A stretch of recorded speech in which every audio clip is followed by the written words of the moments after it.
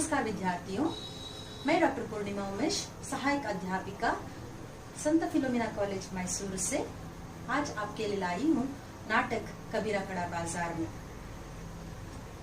जय भवा चैनल को आप लाइक कीजिए, कमेंट कीजिए, सब्सक्राइब कीजिए और शेयर कीजिए। कबीरा कड़ा बाजार में नाटक के नाटककार है भीष्म सहानी। पहले तो हमें नाटककार के बारे में जानना आवश्यक होता है। 8 अगस्त 1915 में रावलपिंडी में इनका जन्म हुआ था और इनकी बहुमुख्य रचनाएं हैं, प्रमुख रचनाएं हैं तमस, बसंती और कबीरा कड़ा बाजार में। ये सब उनकी प्रमुख रचनाएं हैं। उनको अनेक सम्मान भी मिला है, पुरस्कार भी मिला है, जैसे साहित्य अकादमी पुरस्कार, पद्म भूषण पुरस्कार आदि ने प्राप्त हुआ है। हिंदी साहित्य विधा में आप देख सकते हैं कि बहुत सारे विधाएं आप पढ़ चुके हैं पाठ्यक्रम में। यानी कोई कथा हो सकती है, नाटक हो सकती है, एकांकी हो सकती है, या फिर कोई और यात्रा वृत्तांत हो सकती है। तो एक नाटक की क्या क्या विशेषताएं होती है, इसे हम पहले जानेंगे। तो कथा होती है, जैसे पूरा एक पाठक शुरू से लेकर अंत तक एक आकर्षण बनी रहती है पाठक और क्या है नाटक के बीच में। पात्रों की बिना तो नाटक अधूरा ही है। मंच के ऊपर जो पात्रों की संख्या होती है और उनके मुंह से जो संवाद होती है, संभाषण, ये भी बहुत ही आवश्यक है। संभाषण के थ्रू ही, यानी उससे ही हमें पता चलता है कि कौन सी नाटक है, कि कोई देश काला वातावरण, यानी कोई पौराणिक हो या फिर आधुनिक हो। जैसे स्टेज हो अगर, तो उसके पीछे क्या क्या सजा है, उसके ऊपर क्या क्या है और उसके वेशभूषा क्या है, इससे हमें पता चलता है कि कोई पौराणिक हो या फिर ऐतिहासिक हो या फिर आधुनिक नाटक हो। तो ये सब हमें इसी से पता चलता है। उद्देश्य होना चाहिए, कोई भी नाटक के एक उद्देश्य होता है। जैसे कबीरा कड़ा बाजार में जाति का खंडन मंडन यहाँ पर हुआ है। यहाँ पर जाति के जो अंधविश्वास है, धर्मांधता है, इसे वो हटाने की पूरी कोशिश किया है कबीरदास ने।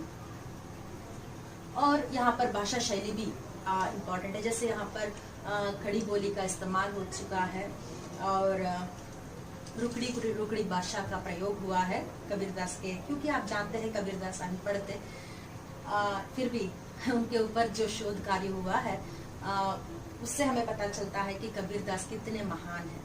तो कबीरा कड़ा बाजार में के पात्र कौन कौन से हैं, ये हम यहाँ पर देख सकते हैं। कबीरदास जो इस नाटक के नायक है, और नूरा नीमा इसके पालने वाले माता और पिता है, और लोई कबीरदास की पत्नी है, जो दूसरे दृश्य में यहाँ पर परिचय आपको मिलती है। और कबीरदास के 4 बहुत अच्छे मित्र हैं, जैसे रैदास जो जाति से पेशे से चमार है, और सेना जो पेशे से नाई है, पीपा और बशीरा जो बिश्ती है। तो कबीरदास आप जानते हैं कि वो भी पेशे से जुलाह है। तो अगर और भी पात्र है, ये 8 जो पात्र आपने देखे थे वो बहुमुख्य पात्र है। उसके अलावा आप कोतवाल को दे सकते हैं। यहाँ पर जो काशी नगरी का एक मुख्य अधिकारी है, प्रशासन, पूरा का पूरा प्रशासन उसी के हाथ में रहता है, और खायस्त उसका सबॉर्डिनेट के रूप में हम यहाँ पर देख सकते हैं। और महंत जो कुरुक्षेत्र का महंत है, यहाँ पर काशी में वो मठ की स्थापना करने के लिए आए हुए हैं, क्योंकि महंत जो है हमेशा अपने मठ की स्थापना करते रहते हैं। जैसे राजा अपने साम्राज्य को क्या है विस्तार करता रहता है, उसी तरह ये महंत भी अपनी मठ की स्थापना चारों ओर फैलाने की कोशिश करते हैं। तो ये कुरुक्षेत्र का महंत है, यहाँ भी हम उन्हें देख सकते हैं। अंधा भिखारी है नंदू, जो नाटक के बीच में आता है, और अंधी माँ जो अंधा भिखारी जो है उसकी माँ है, और सिकंदर लोधी जो अंतिम दृश्य में आप देख सकते हैं 3रे अंक में। तो उसके अलावा मौलवी, साधु, जुलाहा, लड़का, नागरिक, सिपाही और मुसाहिब, ये सभी अन्य पात्राएं जो आते जाते रहते हैं। होता है नाटक अभी शुरू हो रहा है। तो पहले हम देखते हैं कि जुलाह है, जुलाहों की बस्ती है। पुराने जो कबीरदास के ज़माना था, तब जुलाहों की अलग बस्ती थी, और दूसरे क्या जाति वालों को जो उनके पेशा था वही उनकी बस्ती अलग अलग बस्ती में रहते थे। तो नूरा नीमा और कबीरदास के माँ बाप है, तो वो एक झोपड़ी में रहते हैं। वहाँ पर जुलाह है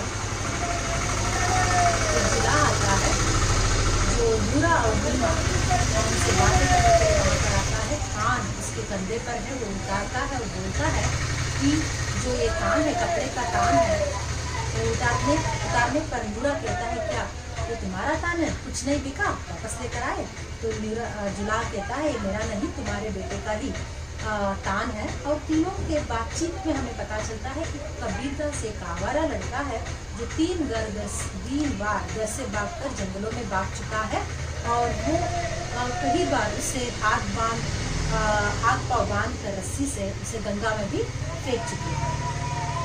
तो कबीरदास क्या है, अभी चौक के पास, क्या है कहाँ पर, जो मस्जिद शरीफ के चौक के पास वो क्या करता रहता है, वो एक महंत का आगमन हुआ है, तो उसके सामने जो अछूत लोग हैं उन्हें कोड़े देकर मार कर उन्हें बाहर कर देते थे रास्ते से।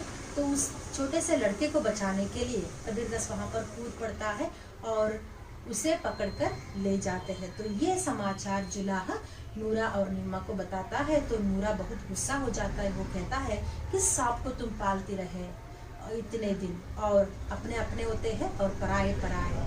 तो ये सब बातें जब होती है तो बाहर कबीरदास आ जाता है और दरवाजे के पास खड़े होकर ये सभी बात सुन लेता है।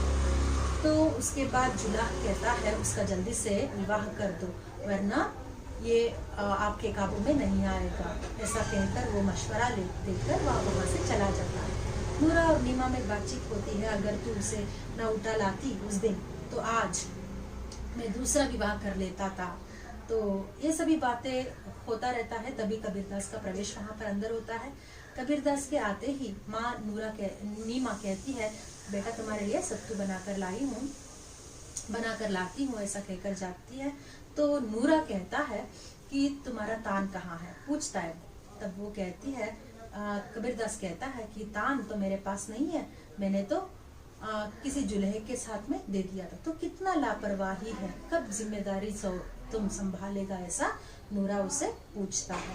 और इस बातचीत में हमें पता चलता है कि कहीं सूत पकड़े कर ठंडी चल रही है। ये सभी जो चीज़ है एक जुलाहों की बस्ती की एक सामान्य बात हमें यहाँ पर नजर आती है। तो ऐसा कहकर नूरा कहता है कबीरदास से कि वो तान देकर जा चुका है। ऐसा कहकर वो वहाँ से चला जाता है। फिर नीमा और कबीरदास के बीच में भी बातचीत शुरू होती है। ये बातचीत जो है, जो संवाद है, बहुत ही संवेदनशील है, जो ममतामयी है। माँ और बेटे के बीच में जो प्यार रहती है उसको हम यहाँ पर देख सकते हैं। तो कबीरदास पूछना शुरू कर देता है कि दरवाजे के पास उसने जो सुना था, ये क्या बात है माँ, अपने अपने होते हैं, पराए पराए होते हैं, ये सब क्या है, तो क्या मैं तुम्हारा बेटा नहीं हूँ? तो ये सब बातें सुनकर चौंक जाती है नीमा, लेकिन धीरे धीरे वो उत्तर देती है कि वो ब्राह्मणी का बेटा था और उससे जन्म के पहले दिन ही उसे तालाब के पास उसे छोड़कर गई थी। और नूरा और नीमा का उसी दिन विवाह हुआ था और नीमा डोली पर आ रही थी, उसे प्यास लगी थी और उसे डोली से उतरकर वो तालाब के पास आई थी पानी पीने के लिए। वहीं पर कबीरदास उसे मिला था। 1 दिन का बच्चा था, उसके होठों पर अभी भी माँ का दूध था। तो ऐसे बेटे को उसने अपने गोद में उठा लिया और भगवान अल्लाह ताला को उसने शुक्रिया अदा किया। उसके विवाह के पहले दिन ही उसके गोद भगवान ने भर दी। तो आगे आप देख सकते हैं कि कबीरदास के पूछने पर वो कहती है कि तू क्यों इस तरह लोगों से मुंह फेरता रहता है, तू तो जुलाह है, अपने बाप को देखो कैसा काम करके चुपचाप रहता है, वैसा नहीं रह सकते क्या, ऐसे क्यों बार बार तुम बातें करते रहते हो। तो ऐसे ही बात करते करते उसे पता चलता है कि उसका पूरा का पूरा क्या है, पीठ गीला हुआ है। तो वो देखती है तो पूरा चाबुक से उसका पूरा पीठ रक्त से क्या डर चुका है। तो वो उसके लिए हल्दी तेल लाने के लिए जाती है और लेकर आती है, उसके ऊपर लगाती है पीठ के ऊपर। तो बाद में वो कहती है क्यों लोगों के बीच में इस तरह उलझता फिरता है, तू साधु का भी उल्लंघन करता है, मौलवी का भी उल्लंघन करता है, तो क्यों क्या चाहता है तू। तब वो कहता है कि मैंने आज क्या है मस्जिद के पास, मस्जिद शरीफ के पास, चौक के पास मैंने देखा कि एक कसाई एक गाय को लेकर जा रहा है। तभी मुझे एक दोहा मुझे याद आ गई, यानी उसने ही कहा है, दिन भर रोजा रहते है, रात हनन है गाय, यह तो खून वह बंदगी, कैसे कुसी खुदाई। तो ये बात जो उसके मन में है कि दिन भर रोजा करते हो और रात को तुम इस तरह गाय को हनन करते हो, तो कौन सा ये भगवान खुश होगा। तो ये सब जो उसके मन में जो उठता है उसे दोहे के रूप में वो कह देता था। तो लोगों को इससे गुस्सा आ जाता है। तो वो माँ कहती है, क्यों इस तरह लोगों के बीच में उलझता है। तो कभी कोई पूछेंगे, कोई साधु पूछेंगे तो कह दो कि तू एक ब्राह्मणी का बेटा है, सच तो है। और अगर कोई मौलवी पूछता है तो कह दो कि नूरा और नीमा का बेटा है, तो दोनों से बच सकता है। और वो कहती है कि ये प्रदेश जो है काशी है, एक काशी तो हिंदुओं का तीर्थ है और मुसलमानों के लिए यहाँ पर कोतवाल जो है वो मुसलमान है। यहाँ पर तुम्हारा रहना यहाँ पर ठीक नहीं है। तुम कहीं जंगलों में चले जाओ या फिर कोई पहाड़ में या फिर शहर में चले जाओ, तुम्हारी शादी हो जाए तो उसको भी साथ में ले जाओ और अपना खुद का एक संसार शुरू करो। तो कबीरदास पूछता है, क्या मन में वहां पर सवाल नहीं उठेंगे। तो इस प्रश्न पर हमें गौर करना चाहिए कि कबीरदास के मन में अंधविश्वास और धर्मांधता जो है उसके ऊपर बहुत सारे प्रश्न उठ रहे हैं और उसके उत्तर के लिए वो हमेशा लोगों से बाहर जा रहा है। वो कई बार पूछ चुका है साधु सन्यासियों को, लेकिन उत्तर नहीं मिला। मौलवियों से पूछ चुका है, लेकिन सिर्फ आचरण के बारे में कह रहे हैं, लेकिन सही मार्ग क्या है ये कोई नहीं बता रहे। और बाद में इस दृश्य का यही अंत होता है कि वो कहता है कि मेरे मन में जो अंधकार है वहां पर मुझे प्रकाश चाहिए, वही मैं ढूंढ रहा हूँ। तो दूसरा दृश्य पहले अंक का अभी शुरू होता है। तो ये पहला अंक जो था वो थोड़ा पारिवारिक दृश्य था। दूसरा जो अंक है वहां पर हम राजनैतिक मुद्दे ज्यादातर यहाँ पर देखते हैं और बाद में धार्मिक मुद्दे भी यहाँ पर नजर आते हैं। कोतवाल और कायस्थ दोनों के बीच में बातचीत होती रहती है, कोतवाल की कचेरी में ही। तो कोतवाल पूछता है कि धर्म क्या है, इतने लोग क्या क्या माथे पर टीकाएं लगाकर फिरते रहते हैं, कैसे हमें पता चले कि कौन किस धर्म का है।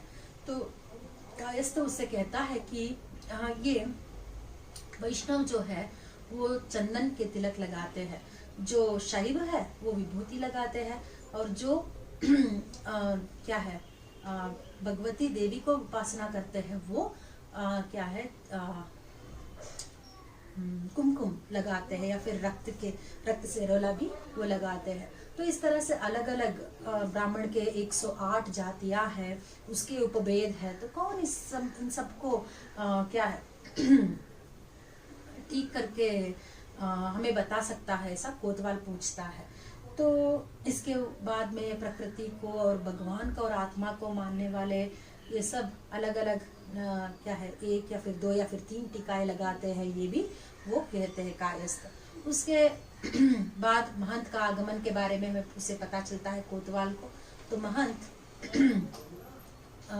आता रहता है, तो लोग वहाँ पर नाच रहे हैं, क्या है नगाड़े बजा रहे हैं, वहाँ पर स्त्री और पुरुष नाच रहे हैं। एक जटाधर साधु अपने हाथ में चाबुक लेकर सबको, जो नीच जात वाले रास्ते पर खड़े हैं, सबको वो हटा रहा है चाबुक से मार मार कर। और एक साधु हाथ में जल लेकर छिड़क रहा है जो थोड़ा थोड़ा। तो कोतवाल पूछता है कितना छिड़क पाएगा, कितना साफ हो पाएगा। तो एक एक बूंद ही गंगाजल काफी है, ऐसा कायस्थ कहता है। महंत चांदी के पालकी में आता है, बहुत सारे लोग हैं, और नीचे उतरने के बाद वो क्या है उसके पाँव धोकर लोग उसका पानी पीते हैं। वो कुल्ला करके जो जिस पानी को थूकता है उस पानी को वो सिर पर लगाते हैं लोग। तो अंधविश्वास की जो चरम सीमा है उसे पार कर देते हैं लोग। तो पहला, दूसरा और तीसरा नागरिक 3 पात्र यहाँ पर आते हैं, जो तीनों के संभाषण में हमें पता चलता है कि महान कितना बड़ा विजृंभ तरह से वो जी रहा है।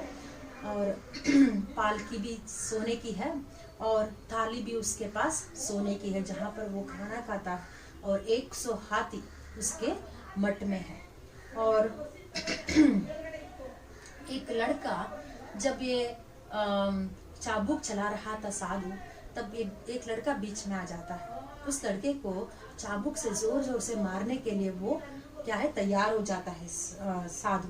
तो वहां पर बीच में कबीरदास उतरता है, उस लड़के को भागने के लिए कह देता है, लेकिन कबीरदास को क्या है पकड़कर ले जाते हैं चाबुक से मारने के लिए। दृश्य मैंने पहले भी बताया था पहले दृश्य में, तो वो क्या घट रहा है यही है। तो इस दृश्य में हम देख सकते हैं कि किस तरह एक अंधविश्वास लोगों को हड़प चुका है और लोग किस तरह हाथों में रहे क्या है पुतलों की तरह वो काम कर रहे हैं इधर। तो ये सभी हम देख सकते हैं। यहाँ पर तीसरे दृश्य के पास हम जाते हैं, पहले अंक का तीसरा दृश्य।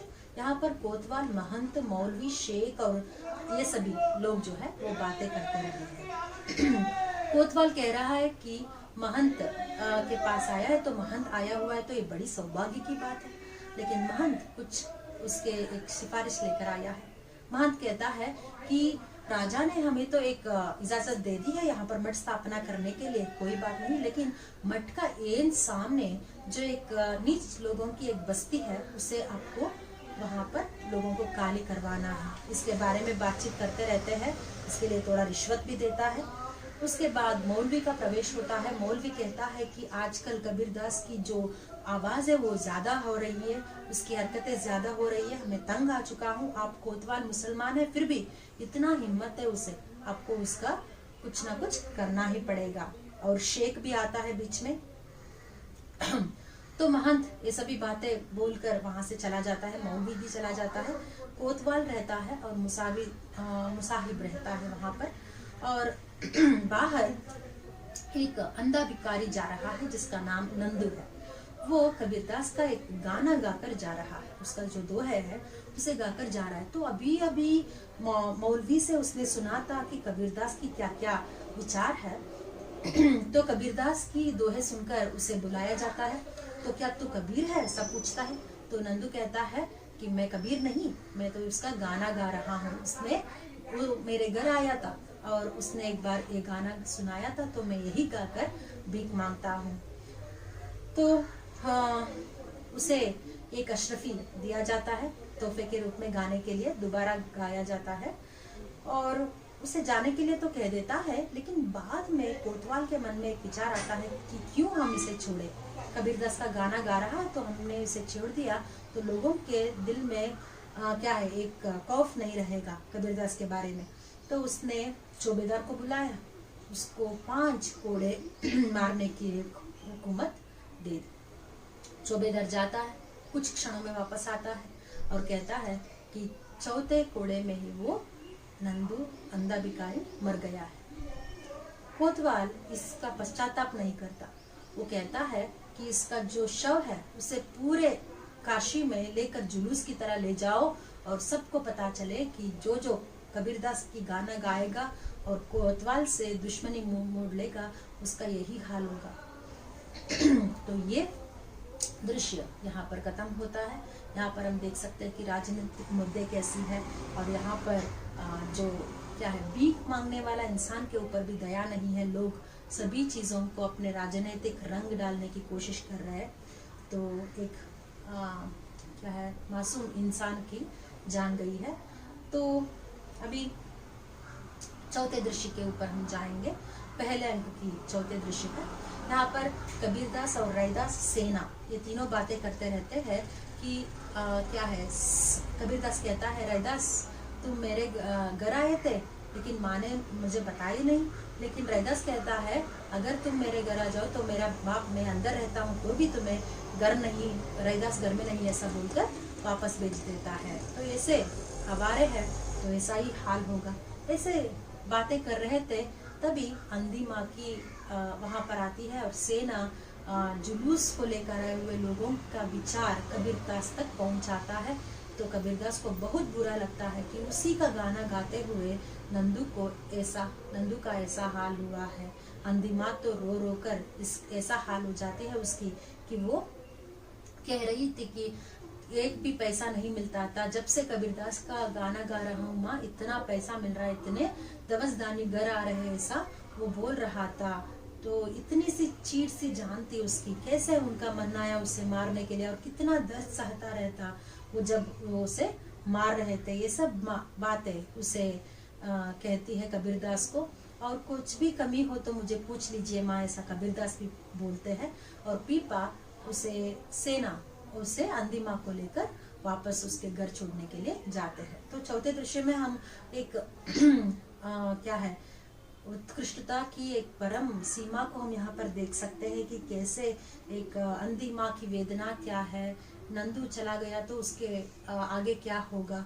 कबीरदास अंत में एक निर्णय लेता है कि सत्संग करने से क्या है, इस तरह मेरे गाना गाने से इस तरह लोगों की जान जा रही है। तो दोस्त उससे कहते हैं कि इस तरह बंद कर दो, तुम गाना मत करो, गाओ मत। लेकिन कबीरदास कहता है कि मैं अकल से सत्संग करूंगा, लोगों को मिलाऊंगा, हर एक लोग यहाँ पर आएंगे जो दूसरे धर्म से है, नीच धर्म से या फिर ऊंचे धर्म से, सब मिलकर यहाँ पर हम सत्संग करेंगे, एक ही भगवान की उपासना करेंगे। तो इस तरह से एक दृढ़ निश्चय करके कबीरदास यहाँ पर इस दृश्य के अंत तक हम देख सकते हैं कि कबीरदास किस तरह एक दृढ़ निश्चय कर पाता है।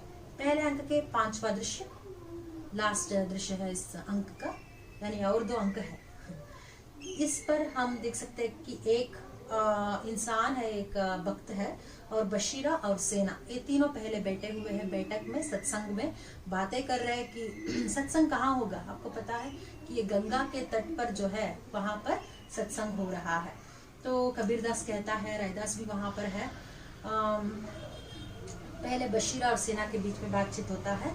तो बशीरा कहता है, हमारे खानदान में 5-5 लोग हैं और एक ही बचकर आए हैं।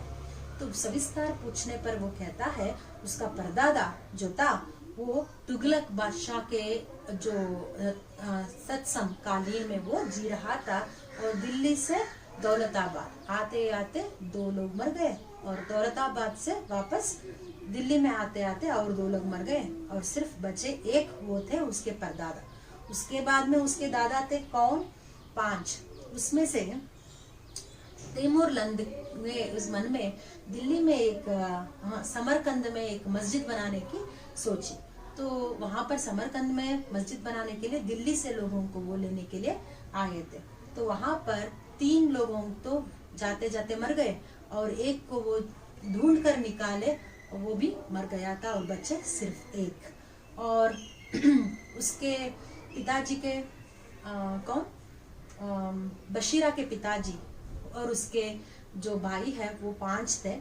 उसमें से बहुत भुखमरी आई थी और बीमारी आकर 4 लोग गुजर गए, और सिर्फ उसके पिता जिंदा थे। और आज उसके पिता का आज भी 5 भाई, यानी बशीरा के भाई 5 लोग आज जिंदा है।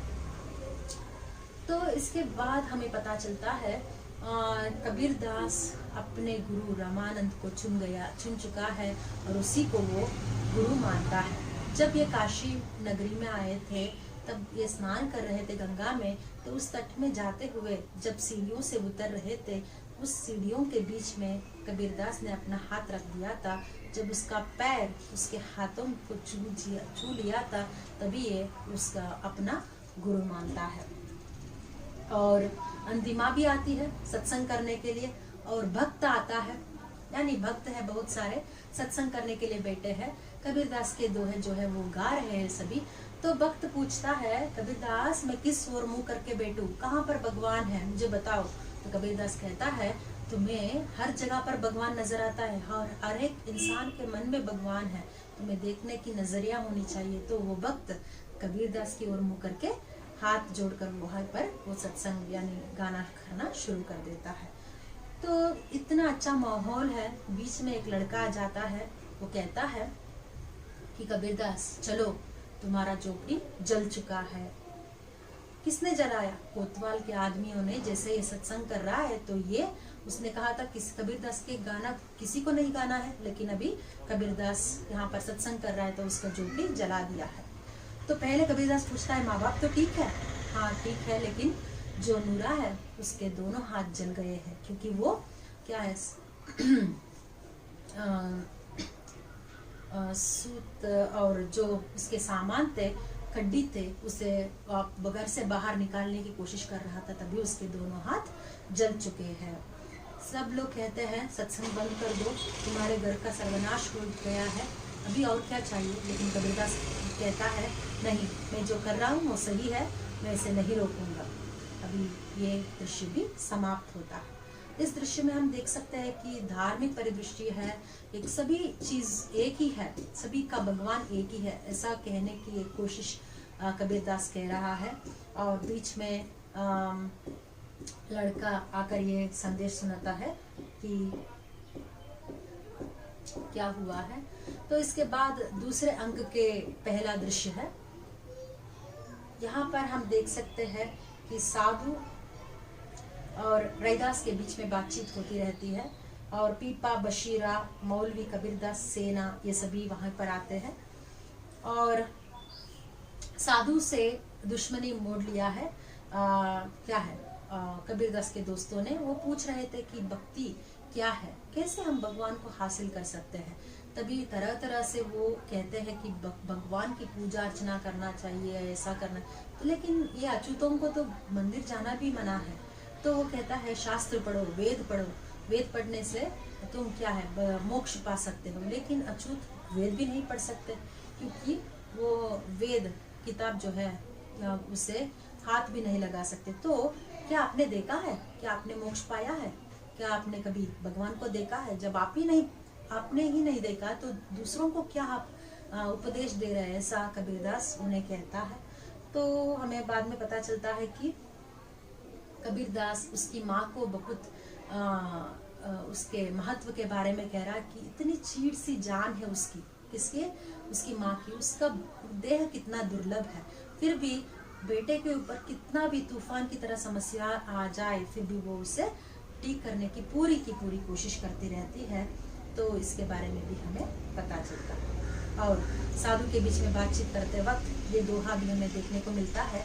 माला तेरे तिलक लगाया, लंबी जटा बढ़ाता है, अंदर तेरे ऊपर जटा वो नहीं साहब मिलता है।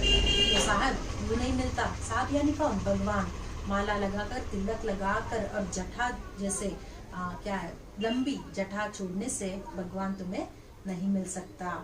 और बार बार हमें एक दोहा, ज्यादातर ये जो पद्य है कबीरदास की, ये हमें देखने को मिलती है। माँ को काहे ढूंढे बंदो, मैं तो तेरे पास में, ना में देवल ना में मस्जिद, ना काबे कैलाश में, ना तो कौनो क्रिया कर्म में, ना ही योग वैराग में, खोजी होई तो तुरते मिले हो पल भर की तलाश में। कहे कबीर सुनो बाई सुधो साधु सब श्वासों की श्वास में। तो मुझे कहाँ ढूंढ रहा है, हर घड़ी घड़ी हर घट घट तुम ढूंढ रहे हो मुझे। ना मैं देवालय में हूँ, भगवान कह रहा है कि मैं ना देवालय में हूँ, ना मस्जिद में हूँ, ना काबे कब्बा या फिर कैलाश में रहता हूँ, और मैं कोई क्रिया कर्म में नहीं रहता, आचरण आचार विचार में नहीं रहता, और योग वैराग में नहीं रहता। खोजी होई तो तुरंत मिले, एक बार तुम खोजे तो तत्क्षण मिल जाता है पल भर की तलाश में। कहे कबीर सुनो बाई साधो सब श्वासों के श्वास में, हर एक श्वास में भगवान में रहता है, ऐसा कबीरदास। ये 2-3 बार आपको नाटक में देखने को मिलेगा। दूसरा अंक का दूसरा दृश्य में आ गए हम। कबीरदास की शादी हो गई है, लोई उससे विवाहित क्या है वधु है, कबीरदास के घर आ चुकी है। वो देखती है कि अंदर क्या है बाहर क्या है कुछ पता नहीं चला, और क्या है छत नहीं है। और जैसे ही बारिश होती है तो वो कहता है बाहर का जो धान है और जो कड्डी है उसे अंदर रखो। तो वो कहती है क्या अंदर है, कहाँ पानी नहीं आ रहा, मुझे पता ही नहीं चल रहा। और बातों ही बातों में लोई कहती है मैं आपको जानती हूँ, क्या आप मुझे पहचानते हैं? कबीरदास कहता है मैं आप कभी नहीं मिला। लेकिन लोई कहती है जब गंगा जल में तुम्हारे हाथ और पाँव बांध कर तुम्हें फेंक दिया गया था, तब मेरे बाप ने तुम्हें उठाकर लाया था और मैं तुम्हें हल्दी क्या है दूध देने के लिए आई थी, तो अभी तुम नहीं पहचानते मुझे। और बातों ही बातों में मुझे उसे बहुत सारी क्या है दुविधाएं है मन में कि वो क्या फकीर है या फिर वो क्या है पागल है, पता नहीं चलता, क्योंकि वो घर से 3 बार भाग चुका है। इसके बारे में भी लोई जानती है, और वो सत्संग कर रहा है जहाँ पर लोई का खुद का बाप जाता है, और ये तो फकीर भी नहीं है क्योंकि ये शादीशुदा है। तब ये कबीरदास कहता है मैं जो हूँ वैसे हूँ, जे पेशे से तो जुलाम हूँ, लेकिन मैं क्या है भगवान, अंधविश्वास जो है उसके बारे में जो मेरे मन में आती है उस सब मैं कहता रहता हूँ बस। तो नीमा आती है, वो कहती है कि तुम्हारे हाथों में मैं जिम्मेदारी सौंप रही हूँ लोई, आगे तुम ही इसका देखभाल करो, और वो चली जाती है। लोई बाद में कबीरदास से कहती है कि वो उससे अपने इच्छा से शादी नहीं करके आई है उसके बाप के कहने पर। तो कबीरदास क्या है यहाँ पर कुछ असमंजस में पड़ जाता है। वो पूछता है कि क्या हुआ है, तुम ठीक ठीक बताओ। तो लोई कहते हैं उसके पिछवाड़े घर में जो साहूकार का बेटा है उससे वो प्रेम करती थी, और कबीरदास कहता है ये बात जानकर भी मैं तुम्हारे साथ रहूं ये तो सही नहीं है, तुम वहां पर चले जाओ, तुम्हारा जो भी आभरण है, तुम्हारे जो भी वस्त्र है तुम लेकर जा सकती हो। तो लोई वहां पर चलने के लिए भी क्या है तैयार हो जाती है, थोड़ा बहुत दूर चली जाती है, लेकिन कुछ ही क्षण में वापस आ जाती है और कबीरदास के हाथ पकड़कर घर अंदर आती है और कहती है अभी जो आई हूँ वो अपनी मर्जी से आई हूँ और अंत तक मैं तुम्हारे साथ नहीं छोड़ूंगी। और कबीरदास ने उसके लिए एक चुनरी बना कर रखा था, उसे उसके लिए रख दे, यानी वो ओढ़ने के लिए दे देता है। तो दूसरे अंक का तीसरा दृश्य, यानी इस दूसरे अंक का लास्ट दृश्य है। यहाँ पर हम कायस्थ और कबीरदास के दोनों के बीच में बातचीत जो होती है ये हम देख सकते हैं, प्रमुख है।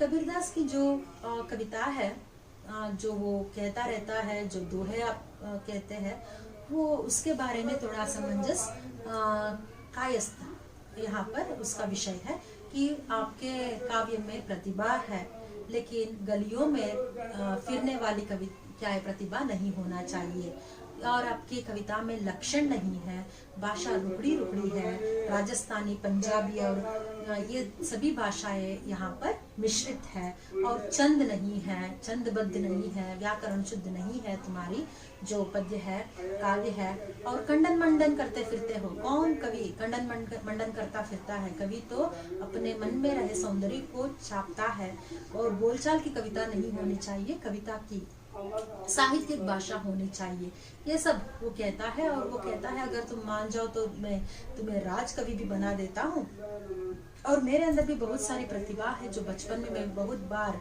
कविता लिख चुका हूँ, लेकिन आज जो जिम्मेदारी है, जो झंझटें है, उसे मैं निभा कर फिर दोबारा मैं कोशिश करूंगा लिखने की। तो ये सभी बातें सुनकर कबीरदास को लगता है कि ये उसके खुद की बात नहीं है, शायद उसे कोतवाल ने भेजा हो। पूछने पर कायस्थ कहता है हाँ, कोतवाल ने ही भेजा है, और वो कह रहा था तुम्हें इस क्या है पूरे काशी से बाहर करवा दे अगर तुमने सत्संग करना बंद नहीं किया।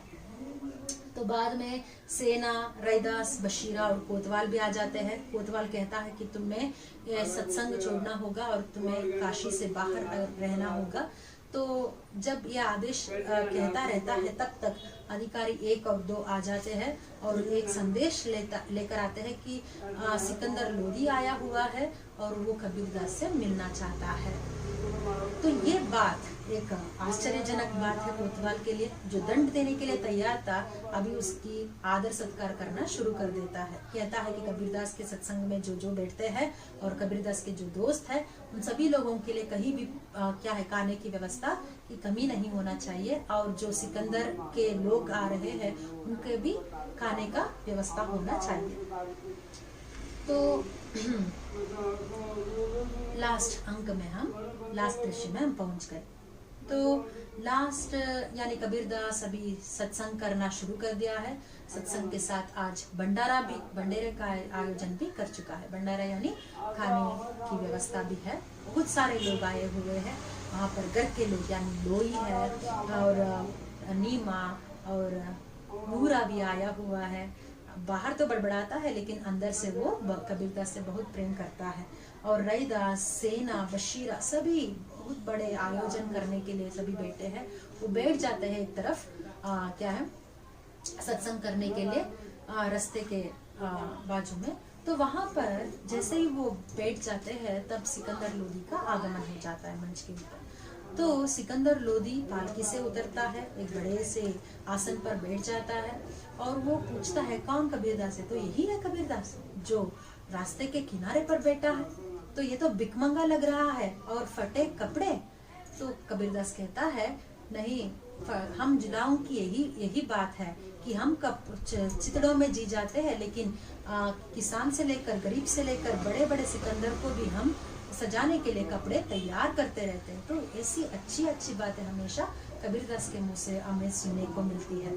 और फकीर कहता है क्या तुम फकीर हो? इस तरह तुम हमेशा गाने फिरते रहते हो, लेकिन तुम तो संसारी भी हो, तो कौन हो तुम? ऐसा वो कहता है। और शेख तक्की ने आपके बारे में जिक्र किया था, शेख तक्की यानी उसके राज कवि, उसने जिक्र किया था आपके बारे में, आपकी कविताएं बहुत ही प्रसिद्ध है, तो मैं आपको देखने के लिए आया हूँ। और बातों बातों में वो कहता है अपने मोतियों के हार से सिकंदर लोधी खेलते हुए कहता है कि सभी चीज अपने अपने इल्म की बात है, सभी को सभी चीजें नहीं पर्याप्त हो सकती, प्राप्त नहीं हो सकती। तभी कबीरदास कहता है आपको अमीर खुसरो तो पता होगा, एक बहुत बड़े कवि थे, उन्होंने कहा था कि गरीबों की आंसुओं की जो मोती होती है उसी से मोती का हार बनाकर बड़े लोग पहनते हैं। तो ये बात उसे बहुत बुरा लगता है और कहता है तुम तो धंधा कर रहे हो, तुम तो फकीरी के नाम पर यानी सत्संग के नाम पर धंधा कर रहे हो, तुम मजहब को नहीं रख रहे हो। तो ये सभी बातें सुनकर कबीरदास बिगड़ जाता है। वो कहता है कि उसके मन में भगवान की क्या इज्जत है। वो कहता है कि अपना काम जो है वो इबादत की काम है, गौरवान्वित काम है, जो जुला हो साधारण सा काम है, लेकिन वो इबादत है, भगवान को वो गौरव दे रहा है। तो सिकंदर पूछता है मैं अभी अभी जंग जीत कर आया हूँ, इतना बड़ा जंग, पूरा बंगाल को मैं जीत कर आया हूँ, तो क्या ये इबादत नहीं है? तो कबीरदास कहता है नहीं, यहाँ पर सारा के सारे लोगों की मृत्यु हुई है, जिन लोगों को भगवान ने बनाया है तूने उन लोगों की मृत्यु की है, तो क्या ये बात इबादत है कि तूने कितने माँ के को चुना किया है, कितने सिंदूर को तुमने आज मिटाया है, तो ये बात क्या है? इबादत नहीं है। तो इस बात पर वो बिगड़ जाता है और पूछता है कि तुम्हारा मजहब क्या है? तो उसने कहा कि मैंने मजहब छोड़ दिया है। तो कैसे छोड़ सकता है? तो तेरा पैदाइश मजहब तो होगा नहीं, मैंने किसी भी चिन्ह को लेकर मैंने जन्म नहीं लिया है, तो मैं किसी मजहब में नहीं रह सकता। तो मेरा भगवान जो है मेरे दिल में है, और जहाँ पर मेरा भगवान रहता है वो जन्नत है, यानी मेरा दिल जन्नत के समान है, स्वर्ग के समान है, जहाँ पर 7,000 ताराएं रहती है, 7 समंदर रहती है और पर्वत रहती है, खूबसूरत फूल रहती है, वो मेरे दिल की जगह है, बहुत ही सुंदर है। तो पैदा से कोई भी निशानी में नहीं रहती। ये सब बातें सुनकर सिकंदर लोधी का बहुत गुस्सा चढ़ जाता है और कबीरदास को वहां से हटाने की हुक्म दे देता है और उसे काशी से बाहर कर देते हैं। तो इस तरह से हमें मालूम होता है कि कबीराकड़ा बाजार में एक धार्मिक, राजनैतिक, सामाजिक, पारिवारिक सभी दृश्यों से भरपूर है। हमें ये पता चलता है कि वो पहले जमाने से उस जमाने में ही कबीरदास कितना धर्मांधता जो है, अंधविश्वास जो है, उसे हटाने की पूरी कोशिश कर रहा था। तो आगे भी और भी वीडियोस में डालूंगी। तब तक के लिए नमस्कार।